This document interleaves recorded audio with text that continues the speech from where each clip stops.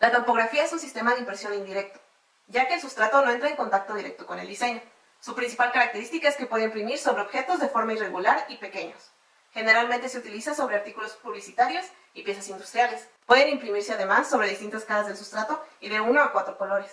Algunas de sus desventajas es que objetos grandes más allá del tamaño de un frisbee no son tan factibles debido al tamaño de la maquinaria y del tampón. Además, en áreas demasiado pequeñas no deben de utilizarse más de 4 tintas puesto que ésta podría aplastarse. Algunos de los sustratos en los que se puede imprimir, puesto que en la topografía existe una gran variedad, son el acetato, el cuero, el cartón, textiles, vinilos, entre muchos más. Ciertos sustratos necesitan ser tratados antes de ser impresos, aquellos que tienen superficies poco porosas, puesto que la tinta necesita poder penetrar dentro de esta. Por ejemplo, metales, cerámicas, vidrios y ciertos tipos de plástico que tienen mucha silicona. Estos deben de ser flameados, es decir, poner una flama en su superficie para abrir sus poros, aunque en el vidrio es necesario poner catalizadores en la tinta, a manera de que al imprimir sobre el sustrato, la tinta no se caiga después de ello. La tapografía es realizada por medio de una máquina, que está conformada por 3 elementos principales: el cliché, el tampón y el tintero. El cliché es una placa donde el diseño se encuentra grabado a bajo relieve por medio de un proceso químico. Puede ser de acero o de polímero. El acero puede realizar hasta 1.000.000 de impresiones, mientras que el polímero hasta 50.000. El polímero es más económico que el de acero, teniendo un costo aproximado de 100 a 200 pesos mexicanos, mientras que el de acero tiene un costo aproximado de 500 a 1.000 pesos mexicanos. Aquí recae la importancia de saber elegir el material, dependiendo de cuántas impresiones se deseen realizar. En cambio, el tampón es una almohadilla flexible cuyo trabajo es transferir la tinta desde el cliché hasta el sustrato. Tiene la capacidad de adherir temporalmente la tinta a su superficie, gracias a su material de caucho o silicona. Además, existen más de 300 variedades de este, pero solo se utilizan 100 máximo. Finalmente, es importante nunca utilizar un tampón plano, puesto que si se utilizara, al entrar en contacto con el cliché, se crearían burbujas de aire, las cuales impedirían que la tinta se adhiriera al tampón. Por ello, es importante que el primer contacto del tampón siempre sea por medio de su parte central, razón por la cual tienen puntas redondeadas o angulares. El último componente de la máquina, llamado tintero o copa, es el encargado de insertar la tinta dentro del grabado del cliché. Pasa rápidamente sobre este y quita los excesos de la tinta, por medio de su borde pulido de cerámica. Es cerrado herméticamente, impidiendo que se evaporen los solventes de la tinta, y así expandiendo su vida útil. De allí su nombre de tintero cerrado. También existe el tintero abierto, pero actualmente no es tan común ni se utiliza tanto. Este consiste en vertir la tinta dentro de un canal que se encuentra en la parte posterior de la máquina, y tiene un rodillo que arrastra la tinta hacia el cliché, para después pasar una cuchilla de acero llamada racla, que quita los excesos de la tinta. Una de las desventajas del tintero abierto es que la tinta debe estarse cuidando constantemente, puesto que al estar en contacto con el aire ambiente, su vida útil es reducida considerablemente. Hay tres tipos de máquinas: las máquinas manuales, automáticas y semiautomáticas. Las máquinas manuales son manejables con la mano por medio de una palanca que mueve el tampón y el tintero.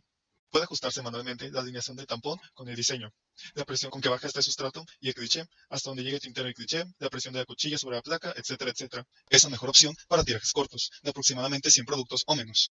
La máquina autómata es la más moderna que existe y es la que puede imprimir en varios sustratos a la vez. No necesita que un usuario la manipule, simplemente para ajustar la presión, los colores y la placa o el sustrato. Existe la opción de tener varios colores a la vez, haciendo que el sustrato pase por un carrusel en el que cada tampón va cayendo sobre él sucesivamente.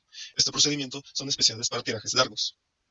En la semiautomática, el tampón y el tintero son completamente automáticos. El posicionamiento y cambio de sustratos es manual. Es importante la creación de un molde para que todas las impresiones salgan de manera precisa. Algunas empresas usan un molde, otras usan unas orillas de madera. Es recomendable para tirajes medianamente largos. Las tintas tampográficas están hechas principalmente de resinas, solventes, pigmentos y aditivos. Estas tienen que ser de pigmentación alta debido a la poca profundidad del cliché.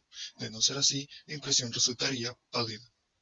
Los solventes son de secado rápido, para que una vez que la tinta entre en contacto con la temperatura ambiente quede seca sobre el cliché. Después puede despegarse y adherirse al sustrato. Tanto las resinas como los aditivos ayudan al acabado de la impresión. Existen tres tipos de tintas: las tintas con solventes, las tintas de secado por oxidación y las tintas epóxicas.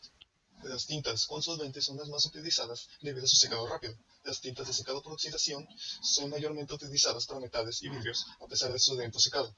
Las tintas epóxicas son usadas en sustratos con resistencia a sustancias químicas y a fricción, tales como la cerámica, el metal o el vidrio. En preprensa, el diseño se debe realizar primero en vectores, usando colores negro sólido. Posteriormente, debe conocerse el presupuesto, las medidas finales, el tipo de sustrato y el tipo de tinta que se va a usar. Estos positivos no llevan degradados u otros colores además de un negro sólido. Para agregar tonos posteriores, se hace un entramado y posteriormente se unen en una plantilla.